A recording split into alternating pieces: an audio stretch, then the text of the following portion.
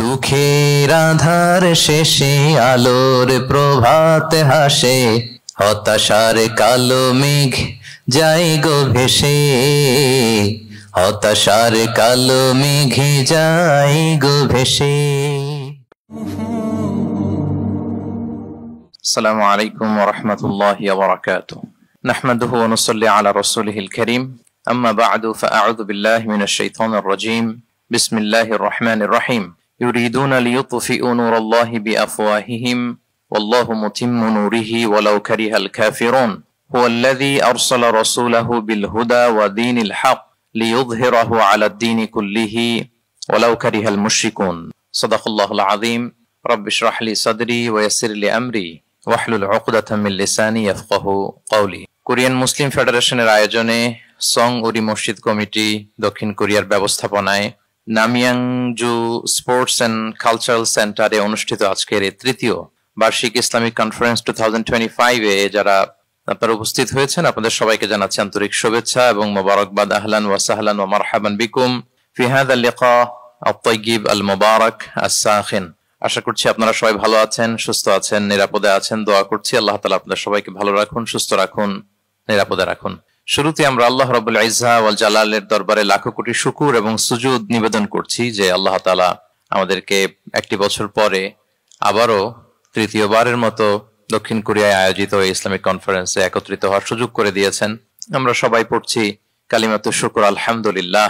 আমার সাথে আওয়াজ করে সবাই পড়ুন, রব্বানা লাকাল হামদ হামদান কাসীরান তাইয়িবান মুবারাকান ফি ইয়া রাব্বি লাকাল হামদু কামা ইয়ানবাগি লিজালালি ওয়াজহিকা ওয়া আযীমি সুলতানিকা লাকাল হামদু বিল ঈমান লাকাল হামদু বিল ইসলাম লাকাল হামদু বিল কুরআন।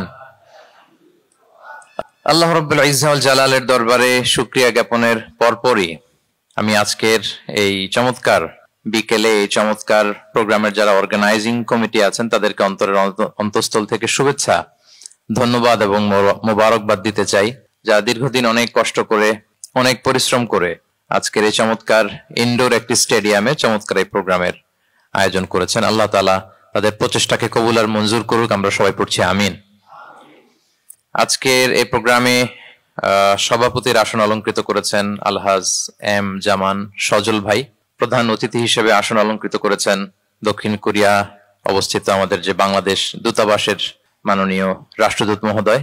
ঠিক আমার আগেই আলোচনা করেছেন বাংলাদেশের প্রথিতযশা আলেমে দ্বীন শায়েখ আহমদুল্লাহ হাফিজাহুল্লাহ ওয়া রাআহ।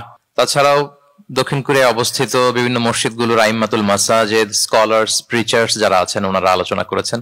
আজকের প্রোগ্রামে উপস্থিত আছেন দক্ষিণ কোরিয়া প্রবাসী ব্যবসায়ী ভাইয়েরা, চাকরিজীবী ভাইয়েরা, ছাত্র বন্ধুরা।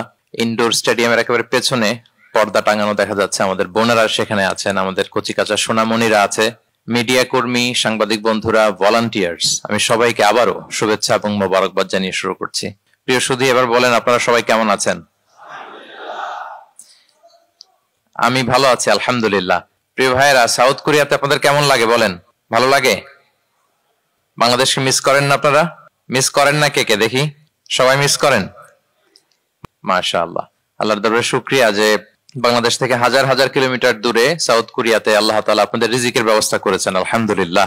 প্রিয় ভাইয়েরা, আমি সূরাতুস সফের দুটি আয়াত তেলাওয়াত করেছি। আমি আর কাল বিলম্ব না করে মূল আলোচনাতে চলে যাই। সূরা সফের দুটি আয়াত 8 নম্বর এবং 9 নম্বর দুটি আয়াত তেলাওয়াত করেছি। এই আয়াত দুটির আলোকে কিছু কথা আপনাদের সামনে উপস্থাপন করেই আমি আমার আলোচনার সমাপ্তি করবো ইনশাআল্লাহ। যেহেতু সামনে আমাদের আসরের সালাত, আমি খুব লম্বা চড়া সময় নিব না। আয়াত দুটিতে আল্লাহ তাআলা বলছেন যে যারা ইসলামকে পছন্দ করে না, যারা ইসলাম বিরোধী শক্তি, যারা ইসলামের ধ্বংস চায়, তারা চায় তাদের মুখের ফুৎকারে ইসলামের আলোকে তারা নিভিয়ে দিবে। কিন্তু আল্লাহর ফয়সালা হচ্ছে আল্লাহ তার দ্বীনকে, দ্বীনের জ্যোতিকে পূর্ণরূপে বিকশিত করবেন, যদিও এটা কাফেররা অপছন্দ করে। সুবহানাল্লাহ।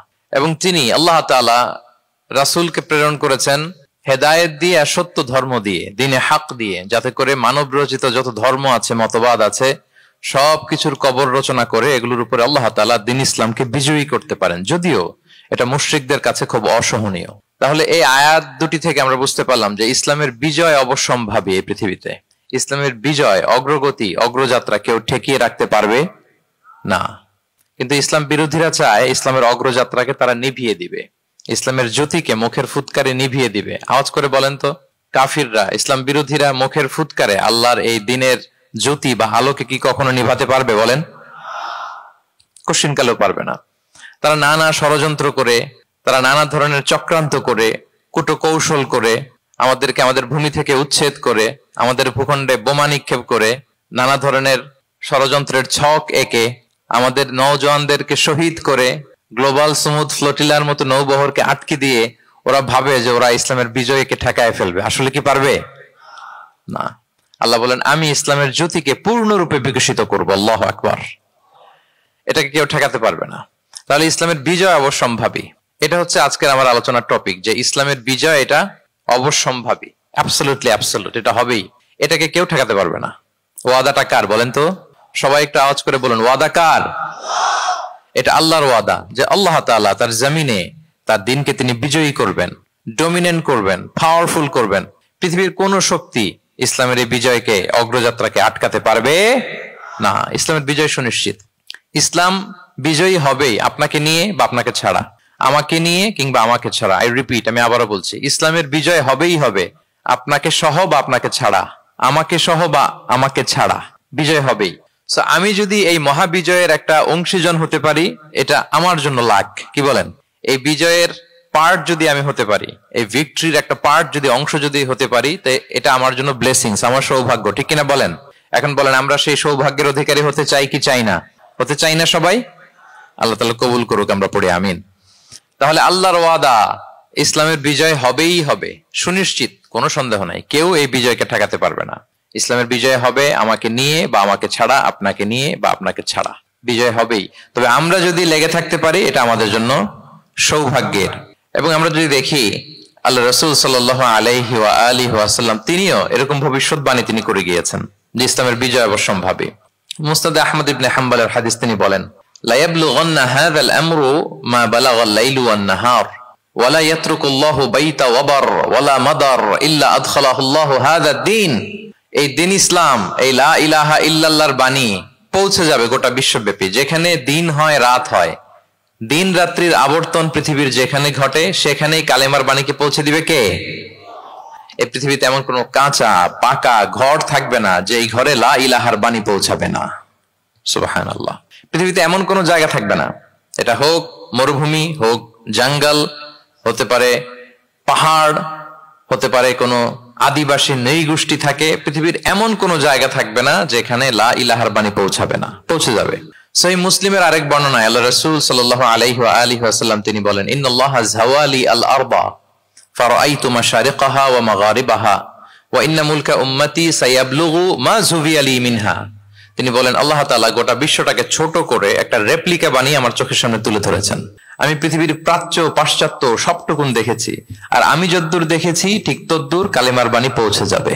সুবহানাল্লাহ পড়বেন না? তার মানে গোটা বিশ্বব্যাপী ইসলামের সুমহান বাণীকে পৌঁছে দিবে কে? আল্লাহ পৌঁছে দিবেন। আল্লাহর ওয়াদা আর নবী আলাইহিস সালামের ভবিষ্যৎবাণী। তো ইসলামের এই বিজয়ের অংশী যেন আমরা হতে পারি, আল্লাহ আমাদেরকে তৌফিক দান করুক। আপনি যদি বর্তমান পৃথিবীর দিকে তাকান, তাহলে দেখবেন যে ইসলামের বিরুদ্ধে এত ষড়যন্ত্র, এত কনস্পাইরেসি, এত অত্যাচার, অপারেশন, এত কিছুর পরেও ইসলাম হচ্ছে world's fastest growing religion right নাও।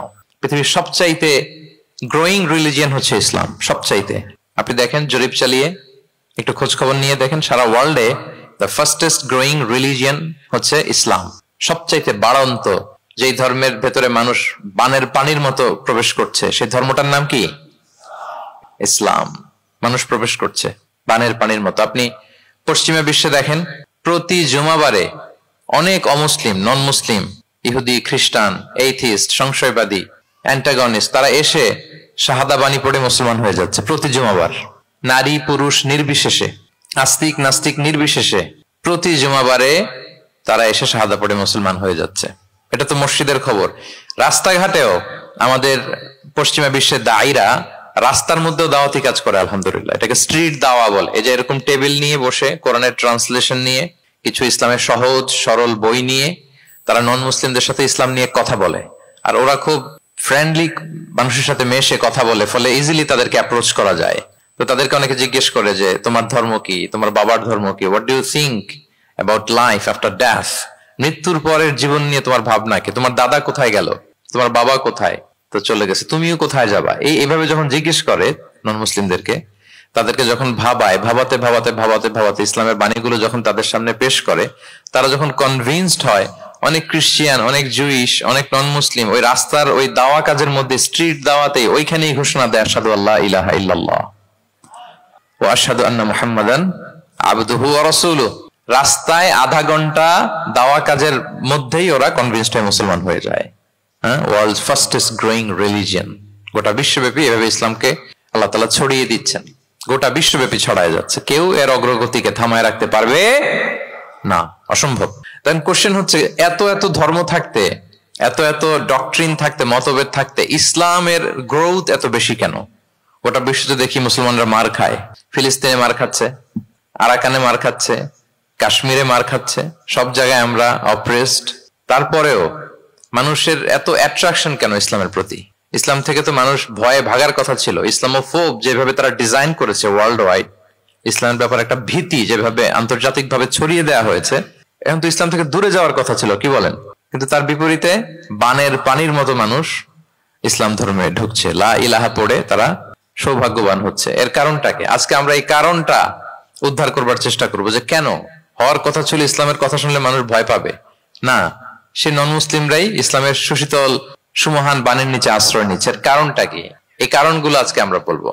যে সমস্ত কারণে ইসলামের এই জয় জয়কার, যে সমস্ত কারণে অমুসলিমরা ইসলামের প্রতি অ্যাট্রাক্টেড হচ্ছে, যে সমস্ত কারণে মানুষ অন্য ধর্ম ছেড়ে মুসলিম হওয়ার জন্য পাগল পাড়া, এই কারণগুলো আজকে আমরা একটু অ্যানালাইসিস করব। এর মধ্যে 1 নম্বর কারণ হচ্ছে, আমার সুপ্রিয় দক্ষিণ কোরিয়া প্রবাসী ভাইয়েরা, 1 নম্বর কারণ হচ্ছে ইসলাম বা ইসলামী যে মতবাদ, এটা হচ্ছে ভেরি ন্যাচারাল। আমাদের ধর্মটা হচ্ছে ভেরি ন্যাচারাল রিলিজিয়ন। এটা খুবই স্বভাবজাত, খুবই স্বভাবজাত, রুচিসম্মত আর কি, পরিবেশ সম্মত, স্বাস্থ্যসম্মত, রুচিসম্মত, স্বভাবজাত। এটা মানতে, শুনতে, বুঝতে খুব সহজ, এটা আমাদের জীবনের সাথে খুব যায়। আরবিতে এটাকে বলে দিনুল ফিতরা। কি বলে? দিনুল ফিতরা, মানে এটা ফিতরাতের ধর্ম। এই ধর্মের উপরই মানুষকে আল্লাহ তাআলা তৈরি করেছেন। এটা যখন সুন্দরভাবে কারোর সামনে প্রেজেন্ট করা হয়, এটা তার কাছে এলিয়েন মনে হয় না, বরং বেশ আপন মনে হয়। এর কারণ হচ্ছে রুহের জগতে আমরা এরকম একটা কনফারেন্সে জয়েন করেছিলাম। সাইয়েদনা আদম আলাইহিস সালামের পৃষ্ঠদেশ থেকে যারা আমরা বনি আদম হয়ে পৃথিবীতে আসবো, তাদের রূহগুলোকে একত্রিত করে আল্লাহ এরকম একটা কনফারেন্সে কভেনেন্ট করেছিলেন, চুক্তি। তিনি আমাদের জিজ্ঞেস করেছিলেন যে আলাস্তু বিরাব্বিকুম, আমি কি তোমাদের রব নই? আমরা তখন স্বীকারোক্তি দিয়ে এসেছিলাম, আমরা বলেছিলাম ক্বালু বালা শাহিদিনা, হ্যাঁ আপনি আমাদের রব। তার মানে রুহের জগতেই আমরা আমাদের রবকে চিনে এসেছি, ইসলামকে চিনে এসেছি রুহের জগতেই। ফলে দুনিয়াতে যখন কেউ সুন্দর করে কোন অমুসলিমের সামনে ইসলামকে পেশ করে, প্রেজেন্ট করে, তার কাছে ইসলামকে বড্ড চেনা চেনা লাগে, ইসলামকে বড্ড আপন আপন লাগে। কারণ ইসলাম তার কাছে নতুন না, সে তো অনেক আগে ইসলামের সাথে পরিচিত হয়ে এসেছে। সুবহানাল্লাহ, রুহের জগতেই সে ইসলামকে চিনে এসেছে, ইসলামের সাথে একটা ইন্টারাকশন তার রুহের জগতেই ছিল। ফলে দুনিয়াতে যখন চমৎকার ভাবে কারোর সামনে ইসলামকে প্রেজেন্ট করা হয়, ইসলামকে তার কাছে অপরিচিত লাগে না, এলিয়েন মনে হয় না, বরং বড্ড আপন আপন লাগে তার কাছে ইসলামকে। ফলে সহজে সে ইসলামকে গ্রহণ করতে পারে। তাহলে এটাকে বলা হয় ফিতরাত। ফিতরাতাল্লাহিল্লাতী ফাতারান নাস আলাইহা লা তাবদীলা লিখালকিল্লাহ। আল্লাহর প্রকৃতির অনুসরণ করো। আল্লাহ বলেন যে প্রকৃতির উপর আল্লাহ তাআলা মানুষকে বানিয়েছেন, আল্লাহর সৃষ্টি কাঠামোতে কোনো পরিবর্তন নেই। তাহলে সবাই এই ফিতরাত ইসলামের উপরই জন্মায়। অন্য হাদিসে আল্লাহ রাসূল সাল্লাল্লাহু আলাইহি ওয়াসাল্লাম বলেন যে মা মিন মাউলুদিন ইল্লা ইউলাদু আলাল ফিতরাহ ফাআবাওয়াহু ইউহাউবিদানিহি আও ইউনাসসিরানিহি আও ইউমাজ্জিসানিহি। মানে সব মানুষ ইসলামের উপর জন্মায়, পরে তার মা বাবারা হয়তো তাকে ইহুদি বানায় বা হিন্দু বানায় বা অগ্নি উপাসক বানায়, কিন্তু তার আসল ধর্ম হচ্ছে ইসলাম। আওয়াজ করে বলেন তো, আসল ধর্ম কি? আসল ধর্ম ইসলাম। সে ফিতরাতের উপর জন্মগ্রহণ করেছে, এমনিতেই বাই ডিফল্ট তার মনটা ইসলামের দিকে টানে। এই পৃথিবীতে যা কিছু ভালো, যা কিছু কল্যাণকর, যা কিছু আমাদের সাথে খাপ খায়, সুইট করে, সহজে সুইটেবল হয়, এটাই ফিতরাত। এটাই কি? ফিতরাত। তো সব মানুষ ফিতরাতের উপর জন্মেছে, ইসলামের উপর জন্মেছে। মেরাজের রাতে রাসূল সাল্লাল্লাহু আলাইহি ওয়াসাল্লামকে 2টা পেয়ালা দেয়া হয়েছে। তিনি বললেন উতি চুবি ইনা আইন, আমাকে জিব্রাইল আলাইহিস সালাম দুইটা বাটি দিল বা পেয়ালা দিল, ফি আহাদিহিমা লাবান ওয়া ফিল আখারি খামর, এর একটার মধ্যে ছিল দুধ আর একটা মদ, আমি দেখতে পাচ্ছিলাম না কোনটাই কি। আমাকে যখন দেয়া হলো ফা আখাযতুল লাবান, আমি দুধের বাটি নিলাম।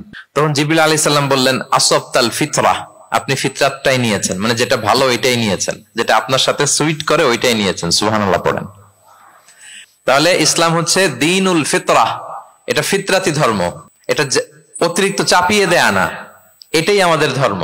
এজন্য ইসলামকে প্রেজেন্ট করলে আমাদের সামনে সুন্দরভাবে, এটা আমাদের কাছে অস্বাভাবিক মনে হয় না, খুবই স্বাভাবিক মনে হয়, ভেরি ন্যাচারাল মনে হয় ইসলামকে আমাদের কাছে। এটা হচ্ছে ফিতরাতের ধর্ম। এই কারণে অমুসলিমরা ইসলামের প্রতি আকৃষ্ট হচ্ছে, কারণ ইসলাম মানা, ইসলাম বোঝা, ইসলামকে প্র্যাকটিস করা মানুষের জন্য সহজ। এটা স্বভাবজাত ধর্ম, তার এটা ভেরি ন্যাচারাল, প্রাকৃতিক, রুচিসম্মত, স্বভাবসম্মত। এজন্য ইসলামের প্রতি মানুষ আকৃষ্ট হয়। এই পয়েন্টটাকে সবাই বুঝতে পেরেছেন? দ্বীনুল ফিতরা বুঝতে পেরেছেন সবাই? আচ্ছা, এটা হচ্ছে ন্যাচারাল রিলিজিয়ন, এই কারণে মানুষ আকৃষ্ট হয়। 2 নাম্বার, ইসলামের প্রতি এত আকৃষ্ট হওয়ার কারণ হচ্ছে দ্য ইউনিভার্সালিটি অফ ইসলাম। আরবিতে এটাকে বলে আল উমুম, মানে ইসলামের সার্বজনীনতা। ইসলাম হচ্ছে ভেরি ওপেন মাইন্ডেড রিলিজিয়ন, সবাইকে অ্যাকোমোডেট করতে পারে। পৃথিবীতে যত ফেইথ আছে, Islam is more accommodative than any other faith. যে কোনো ফেইথ বা বিশ্বাসের চেয়ে ইসলাম ভেরি অ্যাকোমোডেটিভ, সবার জন্য খোলা। The door of Islam is open for everybody 24/7। যখনই কেউ আসতে চায় ইসলামে, ওয়েলকাম। একজন খ্রিস্টান ভাই যদি বলে যে আমি মুসলিম হতে চাই, তার জন্য কোনো বাধা আছে বলেন? আমাদের পক্ষ থেকে কোনো না আছে নাকি? আচ্ছা, কোন ইহুদি যদি বলে মুসলিম হব, কোনো সমস্যা? কোন নাস্তিক যদি বলে, কোন পাহাড়ি নৃগোষ্ঠী চাকমা যদি বলে, কোনো সমস্যা আছে? কিন্তু আপনি যদি বলেন যে আমার ইহুদি হতে বড্ড মন চায়, আমি এখন মুসলিম তো আমি ইসলাম ছেড়ে দিয়ে ইহুদি হতে চাই, ইহুদি হতে পারবেন? পারবেন না। যদি জেনে না থাকেন জেনে নেন, চাইলেই কেউ ইহুদি হতে পারে না। ইহুদি হতে হয় বাই বর্ন, জন্মসূত্রে। তাও আবার বাবা ইহুদি হইলে হবে না, কি আজীব তামাশা। মা ইহুদি হইতে হবে। ইহুদি মায়ের পেট থেকে যদি কেউ জন্মায় তাইলে সে ইহুদি। কিন্তু আমাদের ধর্মে এরকম নিয়ম আছে বলেন তো? না। তাহলে ইসলামটা হচ্ছে সার্বজনীন, এখানে কোনো সাম্প্রদায়িকতা নেই, কারণ ইসলাম সকল সম্প্রদায়ের জন্য এসেছে। আলহামদুলিল্লাহ পড়েন। ইসলামের সাম্প্রদায়িকতা আছে? না, এটা সকল সম্প্রদায়ের জন্য এসছে। যেমন দেখেন, ইসলামের রব আল্লাহ তাআলাকে আল্লাহ কিভাবে পরিচয় করায় দিচ্ছেন। আল্লাহ বলছেন সূরা ফাতিহা শুরুতে, আমরা প্রতিদিন এটা রিসাইট করি, আমরা পড়ি আলহামদুলিল্লাহি রাব্বিল, সবাই পড়েন আলহামদুলিল্লাহি রাব্বিল আলামিন। প্রশংসা সেই আল্লাহর যিনি হচ্ছেন রব্বুল আলামিন, মানে জগৎ সমূহের রব। তিনি সবার রব। কার রব? সবার রব। তিনি কিন্তু বলেন না আলহামদুলিল্লাহ রব্বিল মুসাল্লিন, তিনি শুধু মুসল্লিদের রব বলছে। রব্বিল মুসলিমিন, শুধু মুসলিমিনদের রব বলছে। হ্যাঁ, রব্বুল হাজিন, শুধু হাজি সাহেবদের রব বলছে না। তিনি কি বলছেন? রব্বিল আলামিন। তাহলে তিনি গোটা জগতের রব, সবার রব তিনি। ইসলামের দরজা সবার জন্য খোলা। দ্য ইউনিভার্সালিটি অফ ইসলাম যে আপনাদেরকে বুঝাচ্ছি, আল উমুম, খেয়াল করে দেখেন যে আল্লাহ যখন নিজের পরিচয় দিচ্ছেন তিনি বলছেন আমি সবার রব। তিনি কার রব? তিনি সবার রব। আলহামদুলিল্লাহ রাব্বিল আলামিন। এবং রাসূলুল্লাহ সাল্লাল্লাহু আলাইহি ওয়া আলিহি ওয়াসাল্লামের পরিচয় যখন আল্লাহ তাআলা করায় দিচ্ছেন, তখন আল্লাহ বলছেন ওয়ামা আরসালনাকা ইল্লা রাহমাতাল লিল আলামিন, I have sent you as a mercy for all the worlds. নবী হে, আপনি গোটা বিশ্বের সবার জন্য রহমত। সুবহানাল্লাহ। আল্লাহ বলছে যে শুধু মুসলমানদের জন্য রহমত? কথা বলেন। শুধু আরবদের জন্য রহমত? শুধু সাদা চামড়ার মানুষদের জন্য রহমত? শুধু পুরুষদের জন্য রহমত? রহমত কাদের জন্য বলেন তো দেখি, বুঝে থাকলে। আল্লাহর হাবিব সাল্লাল্লাহু আলাইহি ওয়াসাল্লাম কাদের জন্য রহমত বলেন তো সবাই? সবার জন্য রহমত। দেখেন ইউনিভার্সালিটি অফ ইসলাম, ইসলাম যে সবার জন্য। আচ্ছা, আল্লাহ সবার, রাসূলও সবার। এবার ইসলামের কিতাব কোরআনের দিকে যদি খেয়াল করি, কোরআনের পরিচয় দিতে যে আল্লাহ তাআলা বলেছেন ইন হুয়া ইল্লা যিকরা লিল আলামিন, নিশ্চয়ই কোরআনটা হচ্ছে জগৎবাসীর জন্য যিকরা, উপদেশ, রিমাইন্ডার। তাহলে কোরআনও সবার জন্য নাকি শুধু আমাদের? প্রিয় ভাইরা, কোরআন কি শুধু আমাদের বই? না, এটা হিন্দু ভাইদেরও বই, এটা নাস্তিকদেরও বই, এটা বুদ্ধিস্টদেরও বই, তাদের হেদায়েতের কথাও এখানে আছে। এটা সবার বই, এটার ওনারশিপ সবার, এটা আমাদের সবার। তাহলে দেখেন, আমাদের রব সবার, আমাদের রাসূল সবার, আমাদের কিতাব সবার। তাহলে ইসলামে কোনো সংকীর্ণতা নেই, ইসলামে কোনো সাম্প্রদায়িকতা নেই, কোন সম্প্রদায়ের জন্য ইসলাম আসেনি, ইসলাম এসেছে সবার জন্য। আলহামদুলিল্লাহ পড়েন। তাহলে দ্য ইউনিভার্সালিটি অফ ইসলাম, এটা ক্লিয়ার না সবার কাছে? বুঝতে পেরেছেন? তাহলে কেন ইসলাম দ্য ফাস্টেস্ট গ্রোয়িং রিলিজিয়ন, গোটা বিশ্বে সবচাইতে বেশি গ্রো হচ্ছে ইসলামের? দুইটা কারণ বলে ফেলেছি। এক নাম্বার কি ছিল বলেন তো, মনে আছে কিনা কারো দেখি? Very natural religion. কে বলছে ন্যাচারাল? দেখি, এই মাশাআল্লাহ। কি উনি শুধু বুঝলো নাকি, আর বাকিরা বললেন না? যে এক নাম্বার কি ছিল? ন্যাচারাল। ইসলাম হচ্ছে ভেরি ন্যাচারাল রিলিজিয়ন, স্বভাবজাত, প্রাকৃতিক ধর্ম। আমাদের মনের সাথে, প্রকৃতির সাথে খাপ খায় না এরকম কোন আইন বিধান ইসলামে নাই। গেল। দুই নাম্বার কি বললাম? জোরে, সার্বজনীন। সার্বজনীন ধর্ম, সবার। এটা কোন নির্দিষ্ট গোষ্ঠী, কোন সম্প্রদায়ের জন্য ইসলাম আসে নাই। আচ্ছা, তিন নাম্বার হচ্ছে ফ্লেক্সিবিলিটি। ইসলাম অনেক ফ্লেক্সিবল একটা রিলিজিয়ন। আরবিতে এটাকে বলে আত-তাইসির, মানে ইসলামে কাঠিন্যতা নেই, ইসলামের বিধানগুলো সহজ। বলেন, ইসলামের বিধান মানতে আপনাদের কঠিন লাগে? আল্লাহ বলেন, ইউরিদুল্লাহু বিকুমুল ইউসরা ওয়ালা ইউরিদু বিকুমুল উসর। আল্লাহ তোমাদের জন্য সহজ চান, কঠিন চান না। আল্লাহ কি চায়? সবাই বলুন।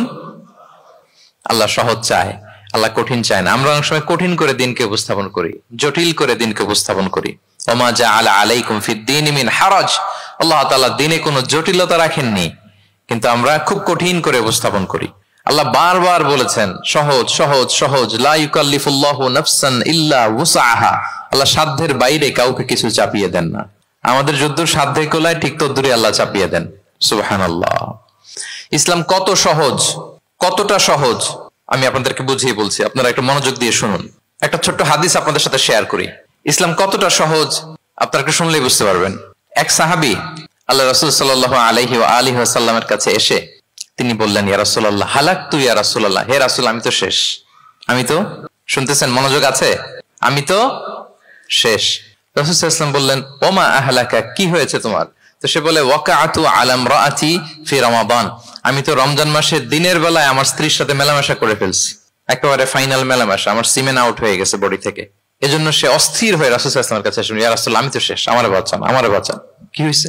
বলে, দিনের বেলায় রমজানে স্ত্রীর সাথে মেলামেশা, ইন্টিমেসি নিষেধ, আমি তো ইন্টিমেসিতে চলে গেছি, আমার কি হবে, আমারে বাঁচান। তো আপনারা জানেন যে ইচ্ছাকৃত যদি কেউ রোজা ভাঙে, আমি আপনাদেরকে বোঝাচ্ছি হচ্ছে ফ্লেক্সিবিলিটি। ইসলাম যে কতটা ফ্লেক্সিবল এটা আগে মাথায় রাখেন, যে what is the essence of flexibility in Islam. কতটা ফ্লেক্সিবল ইসলামের নিয়ম কানুন আর তাইসির। ইচ্ছা করে যদি কেউ রোজা ভাঙে, তার বিধান হচ্ছে তার কাজাও করতে হবে, কাফফারাও দিতে হবে। কাজা মানে একটা রোজার জন্য আরেকটা রোজা, আর কাফফারা হচ্ছে হয় তাকে একটা দাস আজাদ করতে হবে, অথবা তাকে 60টা রোজা রাখতে হবে টানা, অথবা 60 জন মিসকিনকে খাওয়াতে হবে। তো সে যখন এসে বললো, ইয়া রাসূলুল্লাহ আমাকে বাঁচান, কি করবো আমি? রাসূল সাল্লাল্লাহু আলাইহি ওয়াসাল্লাম বলেন, আচ্ছা ঠিক আছে, তুমি এই কাজ করে ফেলছো, তোমার তো পেনাল্টি হয়েছে। তো পেনাল্টি কি? তো বলে যে, রাসূল সাল্লাল্লাহু আলাইহি ওয়াসাল্লাম বলেন যে তুমি একটা দাস আজাদ করে দাও। বলে, ইয়া রাসূলুল্লাহ এই সক্ষমতা আমার নাই, আমি দাস আজাদ করবো কোত্থেকে? আচ্ছা এটা পারবা না, তো তাহলে টানা 60টা রোজা রাখো কাফারা হিসেবে, টানা 60 দিন রোজা রাখতে হবে, রমজান চলে যাওয়ার পরে 60 দিন রোজা, এটা রাখো। বলে, ইয়া রাসূলুল্লাহ এটাও পারবো না, আমি টানা 60 দিন রোজা আমি রাখতে পারবো না। আচ্ছা এটাও যদি না পারো, তাহলে তুমি 60 জন মিসকিনকে খাবার খাইয়ে দাও।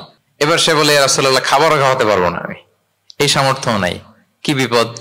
দাস আজাদ এটাও পারবা না, টানা 60টা রোজা এটাও পারবা না, 60 জন মিসকিনকে খাবার দিবা তাও পারবা না। তো কি আর করা, বসো, এক পাশে বসো। বসে আছেন, উনি অন্যান্য কাজ সারতেছেন। হঠাৎ এক ঝুড়ি খেজুর রাসূল সাল্লাল্লাহু আলাইহি ওয়াসাল্লামের কাছে আসলো, এক ঝুড়ি সাদাকার খেজুর। আসার পর রাসূল সাল্লাল্লাহু আলাইহি ওয়াসাল্লাম বললেন, ওই লোকটা কই যে এই কাজ করে ফেলছে? তাকে নিয়ে আসা হলো। রাসূল সাল্লাল্লাহু আলাইহি ওয়াসাল্লাম বললেন, যাও, দাসও আজাদ করতে পারবা না, 60টা রোজাও রাখতে পারবা না, 60 জন মিসকিনকে খাবারও দিতে পারবা না, তাহলে এক ঝুড়ি খেজুর আমার দরবারে আসছে, চ্যারিটির সাদাকার খেজুর, যাও এগুলো গরিবদের মাঝে বিতরণ করে দাও, তাসাদ্দাক বিহা ফিল মাদিনা, মদিনায় বিতরণ করে দাও। এবার সে বলে, আলা আফকারা মিন্না ইয়া রাসূলুল্লাহ, ইয়া রাসূলুল্লাহ আমার চেয়ে গরিব কাউকে দিতে হবে? রাসূল সাল্লাল্লাহু আলাইহি ওয়াসাল্লাম বললেন, হ্যাঁ গরিব কাউকে দিবা। বলতেছে, এই পুরো মদিনাতে আমার চেয়ে গরিব আর কেউ নাই। কি বিপদ! তোমার চেয়ে গরিব আর কেউ নাই?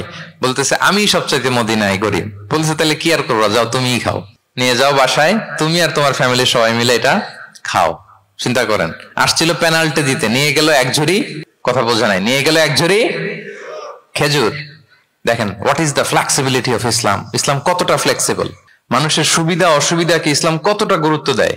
আমরা ইসলামকে বোঝানোর ক্ষেত্রে, এক্সপ্লেইন করার ক্ষেত্রে এগুলো মাথায় রাখি না। তাহলে ইসলামের এই যে ফ্লেক্সিবিলিটি যখন কোনো নন মুসলিম দেখে, এই হাদিস যদি কোনো নন মুসলিম পড়ে, আপনি বলেন সে কি আর অন্য ধর্মে থাকতে পারবে? যে একটা ধর্ম এত ফ্লেক্সিবল হয় কি করে, এত ফ্লেক্সিবল। এভাবে আপনি যদি দেখেন যে রাসূল সাল্লাল্লাহু আলাইহি ওয়াসাল্লাম খুব সহজ করে দ্বীন ইসলামকে উপস্থাপন করেছেন।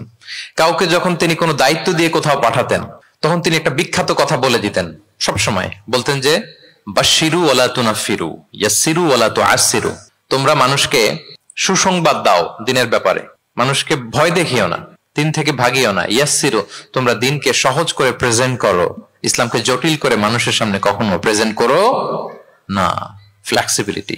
আল্লাহ রাসূল সাল্লাল্লাহু আলাইহি ওয়া আলিহি ওয়াসাল্লাম তিনি একবার মসজিদে নববীতে বসা, এক বেদুইন আসলেন। বেদুইন, নোমাডিক গায়, বেদুইন যার মধ্যে সভ্যতার ছোঁয়া লাগেনি। তো সে মসজিদে ঢুকেই উঠে চড়ে আসলেন, উটটাকে মসজিদের পিলারের মধ্যে বেঁধে রাসূল সাল্লাল্লাহু আলাইহি ওয়াসাল্লামকে সালামও দিচ্ছে না। কি দিচ্ছে না? সালামও দিচ্ছে না, কথাও বলতেছে না। মসজিদে ঢুকে পিলারের মধ্যে উটটাকে বেঁধে 2 রাকাত নামাজ পড়া শুরু করছে। 2 রাকাত নামাজের পরে দোয়া করতেছে। কি দোয়া জানেন? দোয়ায় বলতেছে আল্লাহুম্মা আরহামনি ওয়া মুহাম্মাদা ওয়া লা তারহাম মা'আনা আহাদা, মানে আল্লাহ তুমি শুধু আমাকে রহম করো আর মুহাম্মদ সাল্লাল্লাহু আলাইহি ওয়াসাল্লামকে রহম করো, আমাদের দুইজনের সাথে আর কাউরে তুমি রহম করো না। বেদুইন হলে যা হয়, তার যে এটিকেটস অফ দোয়া, দোয়ার যে আদব, অন্যের জন্য দোয়া করলে যে নিজের লাভ এটা ভুলে গেছে। আপনারা এটা জানেন তো যে অন্যের জন্য দোয়া করলে লাভ? জানেন? আপনি যদি এক ভাইয়ের জন্য দোয়া করেন যে আল্লাহ সে অসুস্থ, তুমি তাকে সুস্থ করে দাও, ফেরেশতারা বলতে থাকে আল্লাহ যিনি এই দোয়াটা করলেন তার কোনো অসুস্থতা থাকলে আগে তুমি তাকে সুস্থ করে দাও। ধরেন যে আপনার এক ভাই দারিদ্রের কষাঘাতে জর্জরিত, টাকা পয়সা না, আপনি দোয়া করলেন যে আল্লাহ আমার ভাইটা আর্থিক সমস্যায় আছে, তার আর্থিক সমস্যা দূর করে দাও। ফেরেশতারা দোয়া করে আল্লাহ যিনি দোয়া করলো তার যদি আর্থিক সমস্যা থাকে তুমি আগে তার আর্থিক সমস্যা দূর করে দাও। সুবহানাল্লাহ, সুবহানাল্লাহ বিহামদি। তো এক লোক এই হাদিসের ফজিলত শুনে ইফতারির পূর্ব মুহূর্তে, যেহেতু দোয়া কবুল হয়, তার ওয়াইফ ইফতারি তৈরি করতেছে, এই হাদিসের ফজিলত শুনে এক লোক তার বন্ধুর জন্য দোয়া করতেছে যে আল্লাহ আমার বন্ধুটা তো এখনো বিয়ে হয় নাই, তুমি সুন্দরী রূপবতী একটা স্ত্রীর ব্যবস্থা করে দাও আল্লাহ আমার বন্ধুর। এই দোয়া শুনে তার স্ত্রী তো রেগে মেগে আগুন, সেই ইফতারি রেখে দিয়ে এসে বলে এই এত বড় সাহস, কি দোয়া করো এসব উল্টাপাল্টা। স্বামী বলে কি দোয়া উল্টাপাল্টা, কি দোয়া করলাম? আমি তোমার বন্ধুর জন্য দোয়া করছি যে আল্লাহ তারে তুমি রূপবতী সুন্দরী স্ত্রীর ব্যবস্থা করে দাও। তো ওয়াইফ বলে এই তুমি কি মনে করছো আমি হাদিসটা জানি না যে অন্যের জন্য ভালো কোনো দোয়া করলে আগে এটা নিজের জন্য কবুল হয়? সুবহানাল্লাহ। দেখেন ইসলামের বিধান কত সুন্দর। আপনি অন্যের কল্যাণ কামনা করলে এই কল্যাণ ফিরে আপনার দিকে আসে আগে। সুবহানাল্লাহ। তো ওই বেদুইনের এটা জানা ছিল না, সে এসে দোয়া করতেছে আল্লাহুম্মা আরহামনি ওয়া মুহাম্মাদা ওয়া লা তারহাম মা'আনা আহাদা, আল্লাহ তুমি শুধু আমারে রহম করো আর মুহাম্মদ সাল্লাল্লাহু আলাইহি ওয়াসাল্লামকে রহম করো, আমাদের দুজনের সাথে আর কাউরে রহম করো না। রাসূল ইসলাম তাকিয়ে বলেন হায় রে, একটা প্রশস্ত বিষয়কে সে সংকীর্ণ করে ফেললো। আফসোস করে বলতেছে, কারণ আল্লাহর দরবারে রহমের কি কোনো ঘাটতি আছে বলেন তো? আল্লাহর দরবারে রহমতের কোনো কমতি আছে? নাই। রাসূল ইসলাম বলে সে তো সবাইকে ইনক্লুড করতে পারতো। আচ্ছা গেল, দোয়া শেষে এবার সে মসজিদে নববীর মাঝখানে বসে পেশাব করা আরম্ভ করছে।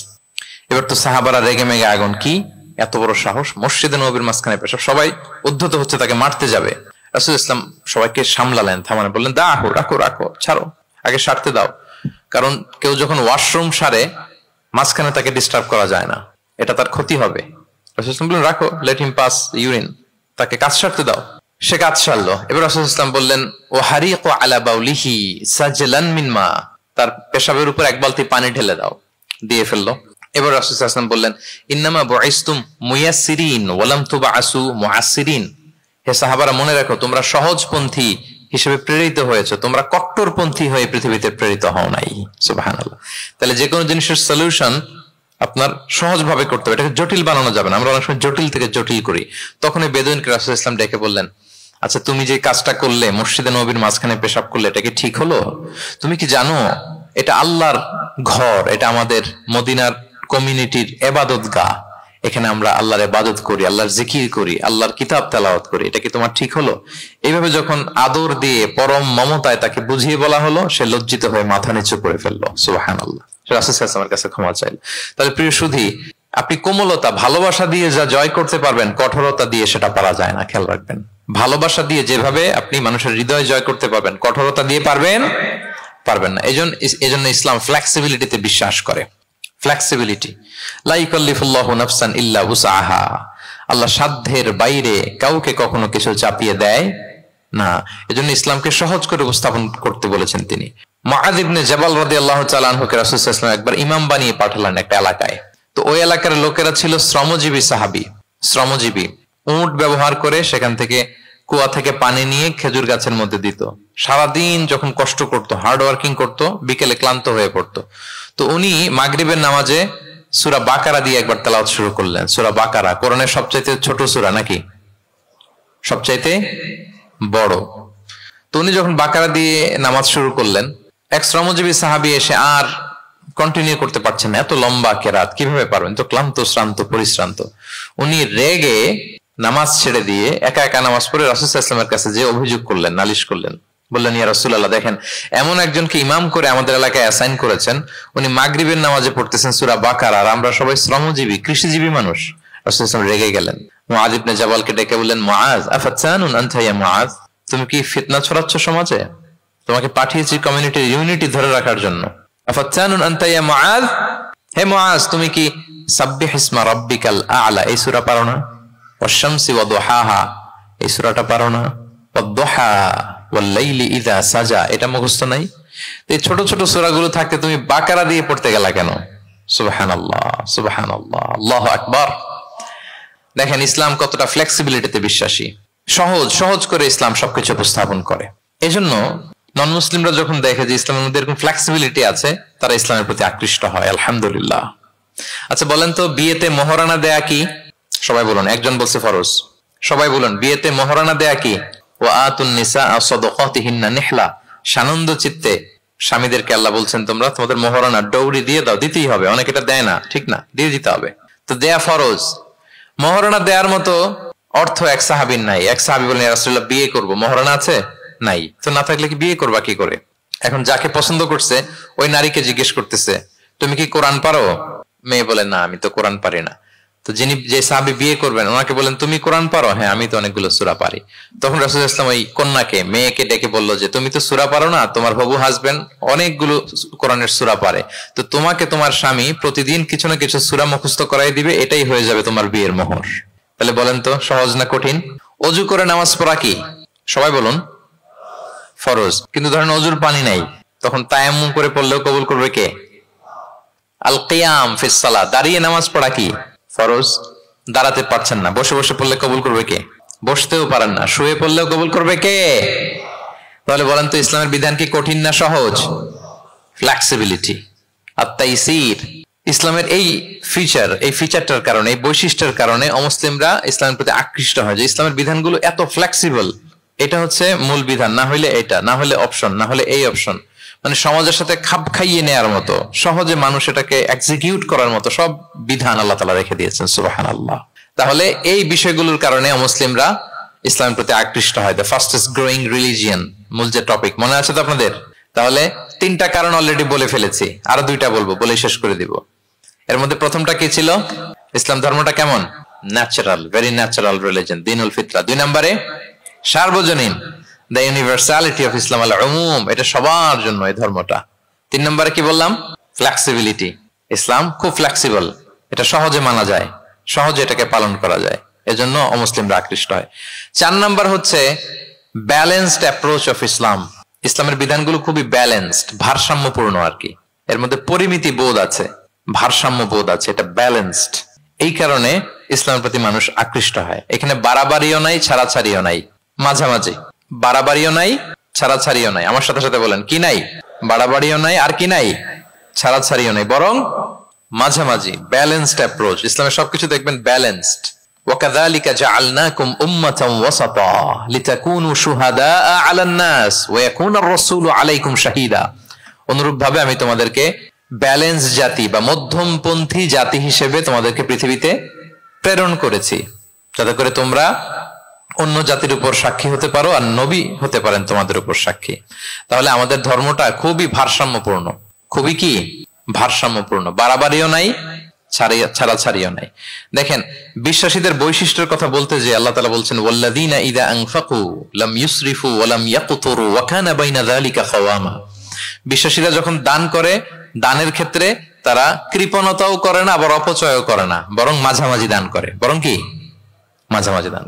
রাসূলুল্লাহ সাল্লাল্লাহু আলাইহি ওয়াসাল্লামের একটা অভ্যেস ছিল, তার কাছে কেউ কিছু চাইলে উনি না বলতে পারতেন না। কি বলতে পারতেন না? সবাই বলুন।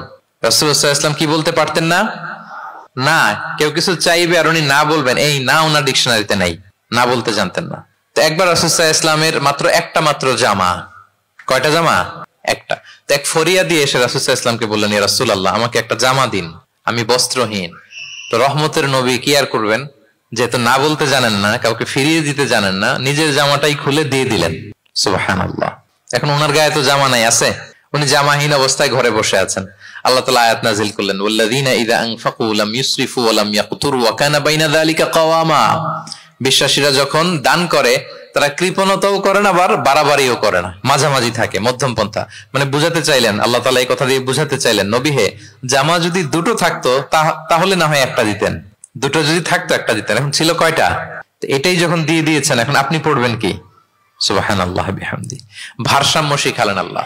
তাহলে ইসলাম হচ্ছে ভারসাম্যের ধর্ম, ব্যালেন্সড রিলিজিয়ান, বাড়াবাড়িও নাই, ছাড়াছাড়িও নাই। সাহাবাদের মনের মধ্যে একবার কৌতূহল জাগলো যে রাসূল সাল্লাল্লাহু আলাইহি ওয়াসাল্লাম রাত্রিবেলা কি আমল করে, দিনের বেলা কি আমল করে, ওনার ব্যক্তিগত আমলগুলো কেমন, একটু দেখে আসি। তো ওনারা খোঁজ লাগালেন। খোঁজ লাগিয়ে যা পেলেন তাদের খুব একটা মনোপুত হলো না। ওনারা ভাবলেন যে রাসূল সাল্লাল্লাহু আলাইহি ওয়াসাল্লাম হয়তো আরো বেশি আমল করেন, কিন্তু ওনাদের কাছে মনে হলো যে কিছুটা বোধহয় কমই হয়ে যাচ্ছে। তো একজন বলল, আরে রাসূল সাল্লাল্লাহু আলাইহি ওয়াসাল্লামের তো আগের পরের সব গুনাহ মাফ, গফিরা লাহু মা তাকাদ্দামা মিন যামবিহি ওয়া মা তাআখার।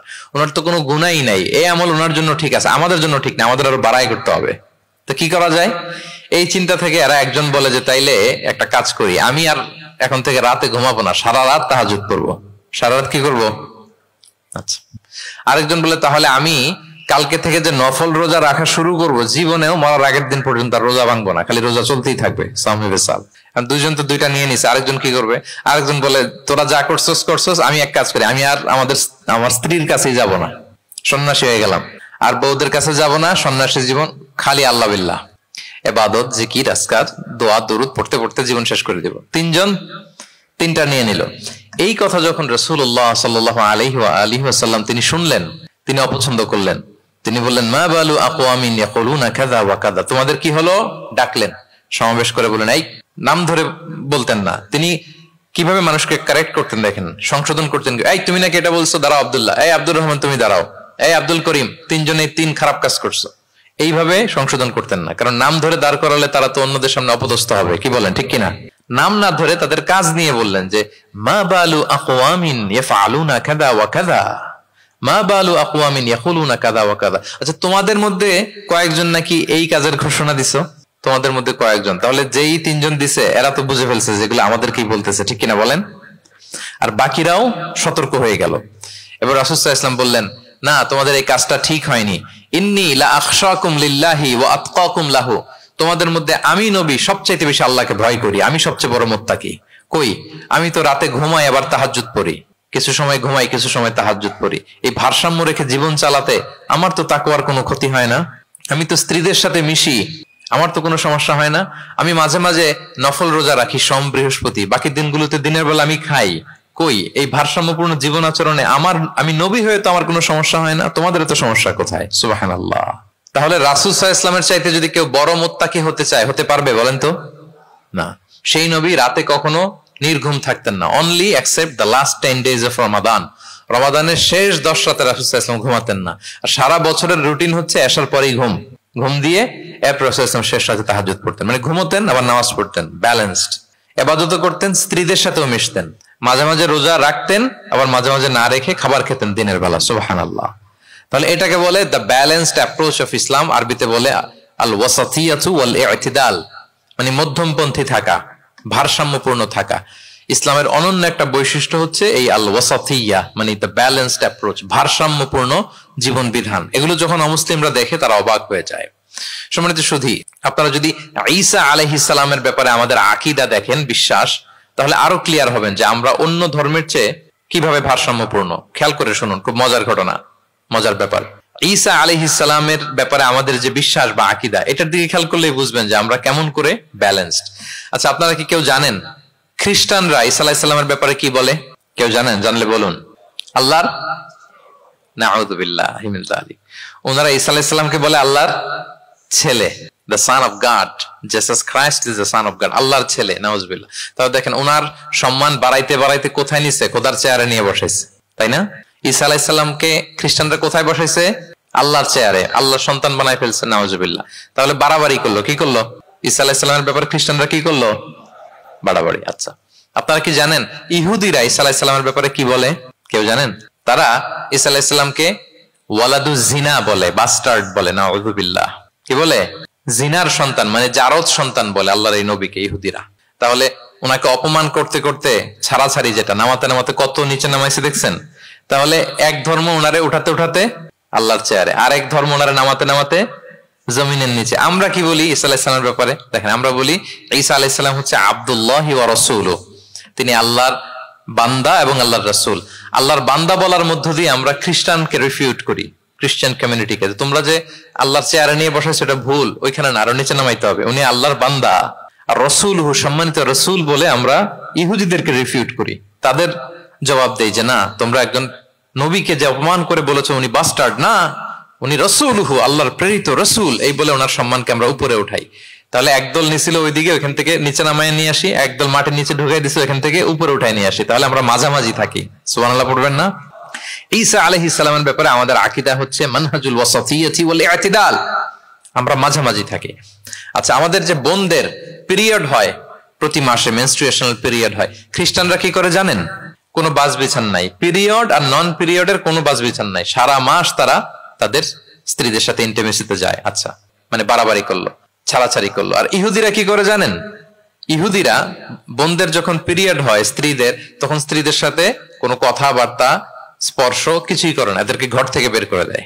তাদের আলাদা একটা ঘর থাকে, যে 5 দিন 7 দিন বোনদের পিরিয়ড হয়, ওই বাসায় থাকো, ওই রুমে, পিরিয়ড ভালো হয়ে যাবে, এরপর আমার এখানে আসবো। দেখেন, একদল করছে বাড়াবাড়ি, আরেক দল ছাড়াছাড়ি। কিন্তু ইসলামের কত সুমহান বিধান, কত সুমহান বিধান! পিরিয়ড চলাকালীন সব করা যাবে, কিন্তু ফাইনাল ইন্টিমেসি ছাড়া, আরবিতে যেটাকে বলে আল জিমা, এটা ছাড়া।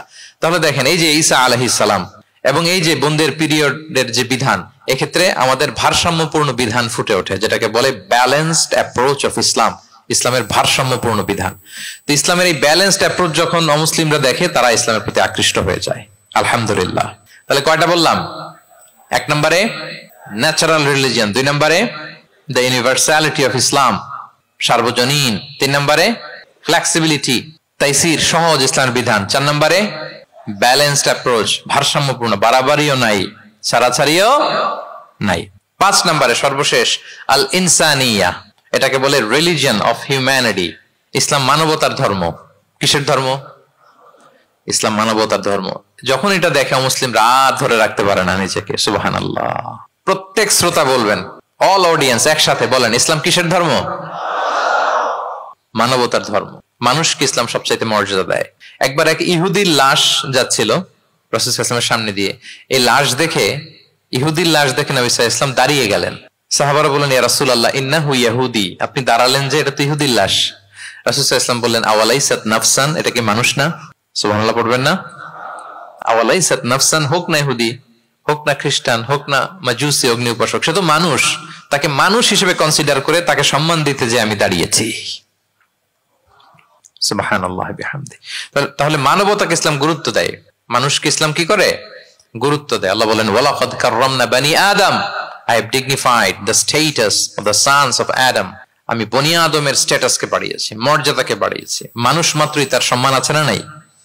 দেখেন, আল্লাহ আমাদেরকে এত সম্মানিত করেছেন, ঈমান আনার ব্যাপারে আমাদেরকে কোনো জোর জবরদস্তি করেন নাই, স্বাধীনতা দিয়েছেন। আমরা ফ্রি টু অ্যাকসেপ্ট ইসলাম। ফামান শাআ ফালইউমিন ওয়া মান শাআ ফালইয়াকফুর, যে চাইবে ঈমান আনবে, না চাইলে সে কুফরি করবে। তবে জেনে রাখো, ঈমান আনলে ফলাফল জান্নাত, আর কুফরি করলে পরিণাম জাহান্নাম। কিন্তু জোর করবো না আমি, লা ইকরাহা ফিদ্দিন, দ্বীনে জবরদস্তি নাই, বাড়াবাড়ি নাই, নো কম্পালশন ইন ইসলাম। কাউকে ফোর্স করে আপনি জোর করে ইসলামে আনলে হবে না।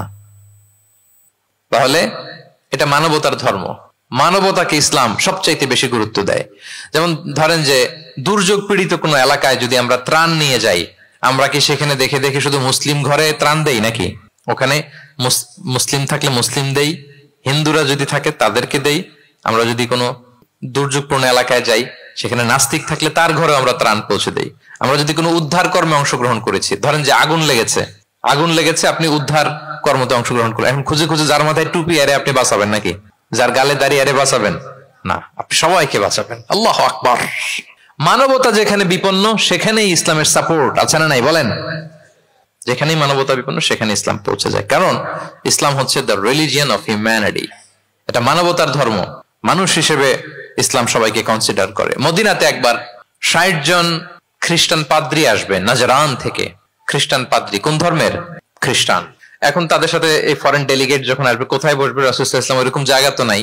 এখন না রাজা বাদশাদের প্যালেস থাকে, প্রাসাদ, এটা সেটা, কোথায় বসবে? এক সাহাবী বলে, ইয়া রাসূলুল্লাহ, আমার কাছে খেজুর পাতা আছে, এটা বিছাই দেই, এটা একটা আসন করে এখানে বসি। রাসূল সাল্লাল্লাহু আলাইহি ওয়াসাল্লাম বললেন, না, এটা কেমন হয়? আরেক দল বলে যে আমাদের তো একটু সূর্য হেলে গেলেই তো উহুদ পাহাড়ের ছায়া পাওয়া যায়, ওখানে নিয়ে বসি। রাসূল সাল্লাল্লাহু আলাইহি ওয়াসাল্লাম বললেন, না, এত দামি মেহমান, ওখানে বসা যায়? বলতে না বলতে 60 জন খ্রিস্টান পাদ্রী চলে আসছে। এখন রাসূল সাল্লাল্লাহু আলাইহি ওয়াসাল্লাম কোথায় বসতে দিবেন? উনি উপায়ন্তর না পেয়ে তাদের সবাইকে নিয়ে মসজিদে নববীর দরজা খুলে দিলেন। 60 জন খ্রিস্টানকে কোথায় ঢুকতে দিলেন? মসজিদে নববী। অনেক সিরাত গ্রন্থ এই বর্ণনাটাকে কভার করেছে। সিরা আল হালাবিয়া, জাদুল মাআদ ফি হাদি খায়রিল ইবাদ সহ অনেক সিরাত গ্রন্থে এসেছে 60 জন খ্রিস্টান মুসলমানদের নবীর তৈরি করা প্রতিষ্ঠিত মসজিদের নবীর ভিতরে ঢুকে মিটিং সেরেছে। এবং এক বর্ণনায় এমনও এসেছে, ইন দ্য মিন টাইম আসরের সময় ওদের যখন ইবাদতের সময় হয়েছে, রাসূল সাল্লাল্লাহু আলাইহি ওয়াসাল্লাম তাদেরকে ইবাদতের অনুমতি দিলেন। তারা তাদের কিবলা পূর্ব দিকে, 60 জন মিলে পূর্ব দিকে হয়ে তারা তাদের নিজেদের ইবাদত সেরেছে। সুবহানাল্লাহ। রাসূল সাল্লাল্লাহু আলাইহি ওয়াসাল্লাম এটা খ্রিস্টান না ইহুদি এটা কনসিডার করেন। রাসূল সাল্লাল্লাহু আলাইহি ওয়াসাল্লাম দেখেছেন তারা মানুষ। তারা কি? মানুষ।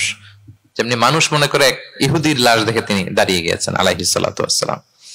তাহলে ইসলাম মানবতাকে গুরুত্ব দেয়। এজন্য ইসলামকে বলা হয় রিলিজিয়ন অফ হিউম্যানিটি, আল ইনসানিয়া। এটা মানবতার ধর্ম। কিসের ধর্ম? এই পাঁচটা ইসলামিক ফিচার, ইসলাম ধর্মের এই 5টা ক্যারেক্টারিস্টিক্স বা ফিচার থাকার কারণে Islam is the fastest growing religion in the world right now. পৃথিবীতে সবচাইতে ইসলামের গ্রোথ বেশি। সবাই কালিমা শাহাদা পড়ে মুসলমান হয়ে যাচ্ছে নন মুসলিম দেশগুলোতে।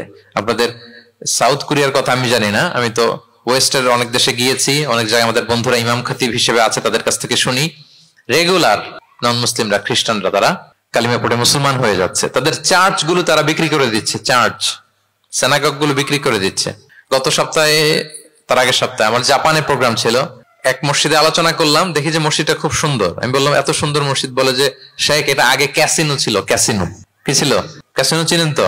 জুয়ার আসর বসতো আর কি এখানে। বলে যে আমরা ক্যাসিনো কিনে এটার মসজিদ বানায় ফেলছি। তো এই 5টা বিষয় থাকার কারণে অমুসলিমরা ইসলামের প্রতি আকৃষ্ট হচ্ছে। দেখি আরেকবার শুনি আপনাদের থেকে। 1 নম্বরে কি ছিল? এটা ন্যাচারাল রিলিজিয়ন, এটা প্রকৃতির ধর্ম, প্রাকৃতিক স্বভাবজাত। 2 নম্বরে এটা সার্বজনীন ধর্ম, দ্য ইউনিভার্সালিটি অফ ইসলাম। 3 নম্বরে ফ্লেক্সিবিলিটি আর তাইসির, এই ধর্মের বিধান মানা একেবারে সহজ, ব্যালেন্সড অ্যাপ্রোচ, এটা ভারসাম্যপূর্ণ একটা জীবন বিধান। 4 নম্বরে। 5 নম্বরে রিলিজিয়ন অফ হিউম্যানিটি, এটা মানবতার ধর্ম। কিসের ধর্ম? মানবতার ধর্ম। এই যে দেখেন এত সুন্দর যে ইসলাম, এইভাবে যদি আমরা প্রেজেন্ট করতে পারি নন মুসলিম আমার বন্ধুদের সাথে, কলিগদের সাথে, নেইবরদের সাথে, আমার ফ্রেন্ডসদের সাথে, ওরা ইসলামের ব্যাপারে আকৃষ্ট হবে না? বলেন। ধর্মে যদি নাও আসে, ইসলামের ব্যাপারে একটা পজিটিভ আউটলুক তো তার থাকবে, কি বলেন? তো এইভাবে ইসলামকে প্রেজেন্ট করার দরকার আছে না নাই? অ্যাট্রাকটিভ প্রেজেন্টেশনের অভাবে আমরা ইসলামের কথাকে তুলে ধরতে পারি না।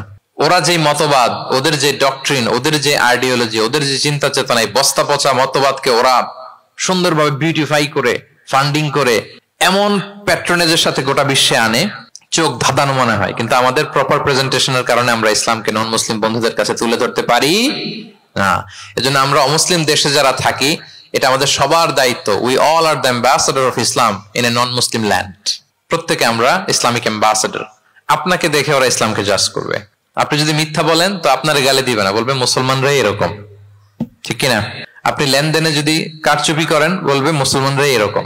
এজন্য আপনাকে অ্যাম্বাসেডরের ভূমিকা পালন করতে হবে নন মুসলিম দেশে। এবং নন মুসলিম দেশে স্থায়ীভাবে যদি কেউ থাকতে হয়, তার দাওয়াতের নিয়তে থাকতে হবে। It's a must, I repeat. অমুসলিম দেশে ব্যবসা করতে যাবেন অস্থায়ীভাবে, ওকে। চাকরি, ওকে। চিকিৎসা পারপাস, ওকে। পড়াশোনা, ওকে। কিন্তু স্থায়ীভাবে যদি কোনো অমুসলিম দেশের পাসপোর্ট নিয়ে থাকতে হয়, স্থায়ীভাবে, of course it should be with the intention of দাওয়া, দাওয়াতের নিয়তে থাকতে হবে। যেমনটি রাসূল সাল্লাল্লাহু আলাইহি ওয়াসাল্লামের সাহাবারা ইসলামের সুমহান বাণীকে প্রচার করার জন্য অমুসলিম ভূখণ্ডে ছড়িয়ে পড়েছেন। এজন্য যারা পাসপোর্ট পেয়ে গেছেন সাউথ কোরিয়ার, অথবা এদেশে আছে নাকি সিস্টেম পাসপোর্ট পাওয়ার? আছে? আচ্ছা, যারা পেয়েছেন বা প্রসেসিং এ আছেন যে আমি এদেশের পাসপোর্ট নিব, অফকোর্স আপনার দাওয়াতি নিয়তে থাকতে হবে যে আমি ইসলামকে ছড়াই দিব, এই নিয়তে আছি, তাইলে থাকাটা বৈধ। তা না হলে অমুসলিম ভূখণ্ডে কোনো মুসলিম স্থায়ীভাবে বসবাস করতে পারবে?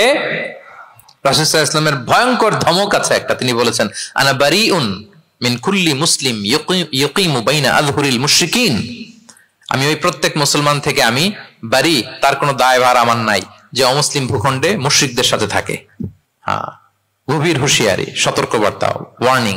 কিন্তু যদি আপনি উইথ দ্য ইন্টেনশন অফ দাওয়াতে নিয়তে থাকেন যে এখানে আমি একটা মসজিদ করব, মসজিদের সাথে লেগে থাকবো, আমার বুদ্ধিস্ট প্রতিবেশীর কাছে আমি ইসলামের সুমহান বাণী পৌঁছে দেব, আমার কলিগদেরকে বুঝাবো দেখো ইসলাম খুব ফ্লেক্সিবল, এটা ন্যাচারাল রিলিজিয়ান, এটা মানবতার ধর্ম, এটা এমন এমন, এইভাবে আমি বুঝাবো, এই নিয়তে যদি আপনি থাকেন তাহলে আপনি এই দেশে স্থায়ীভাবে থাকতে পারবেন। কথা কি বুঝতে পেরেছেন? এখন অন্যকে ইসলাম বুঝাইতে হলে তো আগে নিজের মানতে হবে নাকি? কথা বলেন। আপনি ইসলামের দাওয়া দিবেন, এখন আপনি নিজেই ইসলাম মানে না, তাহলে হবে?